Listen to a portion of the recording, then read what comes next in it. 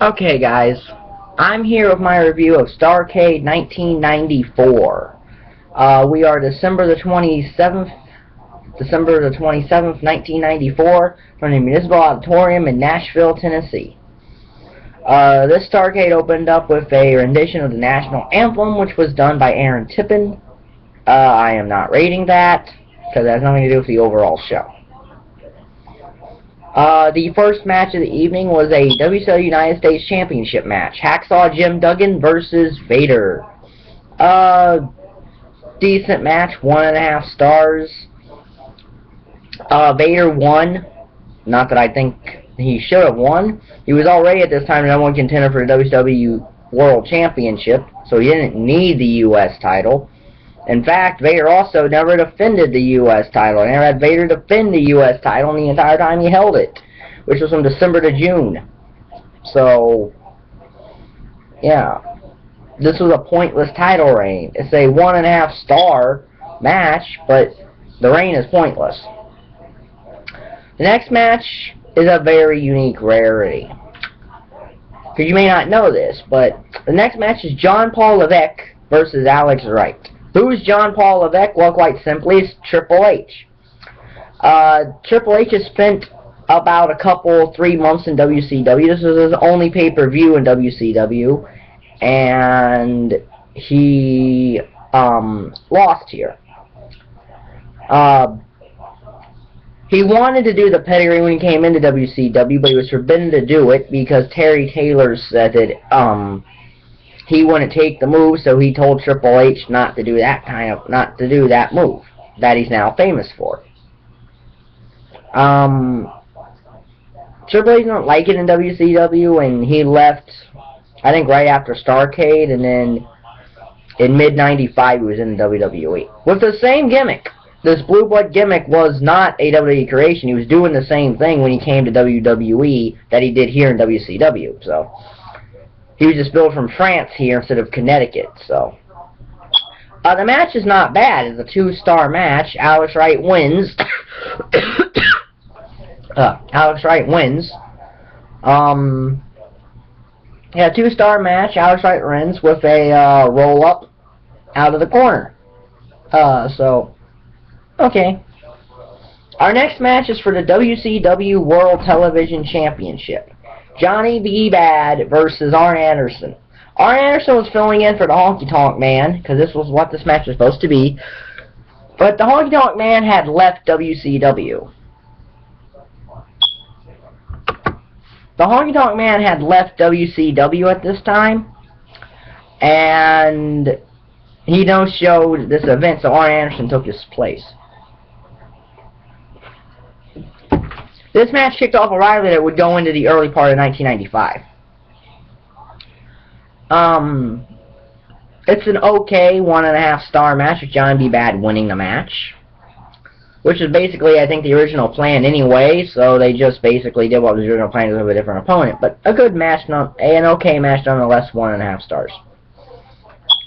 So then we get the Nasty Boys versus Harlem Heat, which is a rematch from the Clash of the Champions in November when Sensational Sherry showed up. Again, 1.5 stars. Not as good as the Nasty Boys match from Starrcade 93 against Sting and Hawk. That was a better match. This is a 1.5 star match. Nasty Boys win by DQ. And again, this feud will go into early 1995. Culminating at Slamboree that year. So, our next match is one of our 3 main events, as it's Kevin Sullivan versus Mr. T, the guy who loves his mama, and wouldn't stop talking about how he loved his mama at the Hall of Fame ceremony.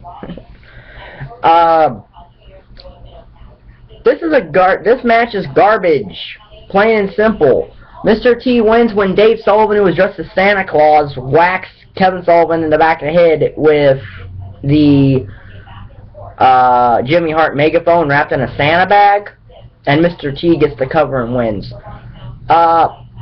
Mr. T is not going to have any real 5-star matches. The last match he had, and it stemmed from he had refereed twice in WCW, and then Kevin Sullivan hit him over the head on a microphone, so they were settling this score here.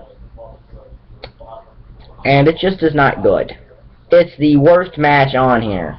In fact, of the Starrcade review series, it's probably the worst match I've seen.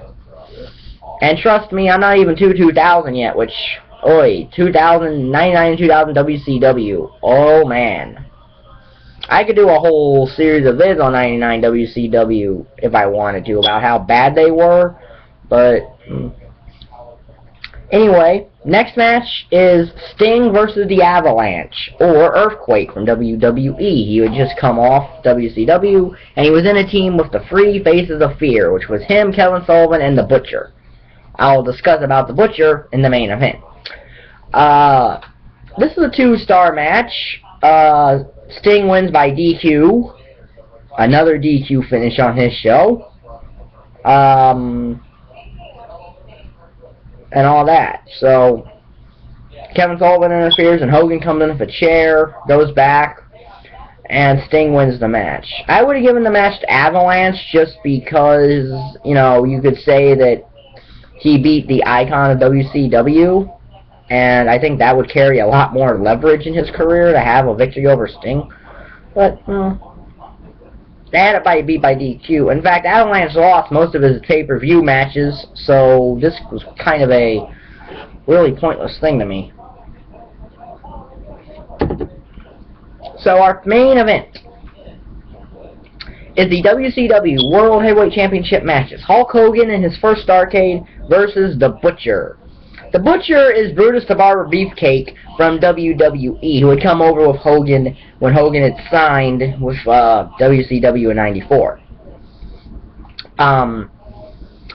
They did this angle where a masked man at a Clash of the Champions, I think it was in August or something, when a masked man hit Hulk Hogan in the knee with a steel pipe, which was a parody of the whole Tanya Harding-Nancy Kerrigan deal at the Olympics or something in '94 or whatever. I don't remember. I know of the incident, and that's what this was meant to parody.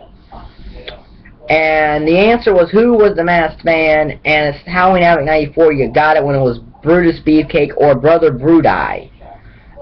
So he turned heel and was given a match at the WCW World Heavyweight Championship. Story-wise, this makes perfect sense. You know, Hogan's best mate turns on, his best friend turns on him, and all this. So why not have a match? It's just the match is bad. Beefcake does stuff that, the Butcher does stuff that clearly he doesn't want to win the WCW Championship. So you know he's not going to, because he's choking with ring ropes, he's choking with mic cords, which for some reason is not a disqualification, even though this is not a no disqualification match. Hogan wins following the leg drop, and then Randy Savage shows up. He was here to either slap Hulk Hogan in the face or shake his hand, and Hogan and Savage fight out the Three Faces of Fear. Now, this would lead to a match at the very first Clash of the Champions in 1995, in which Hogan and Savage took on the Butcher and Kevin Sullivan in a tag team match. So, it led somewhere. But again, it was a 1.5-star match. Right guy won. Brutus Beefcake should have been nowhere near a main event scene. So, great tag wrestler in the Dream Team, but not anywhere near the main event of a major pay-per-view like Starrcade. If this was a non-major pay-per-view, I could see it, but this is your biggest show of the year, and Brutus Beefcake's main eventing it. 94 through 95 is not the best year in pro wrestling in general, so.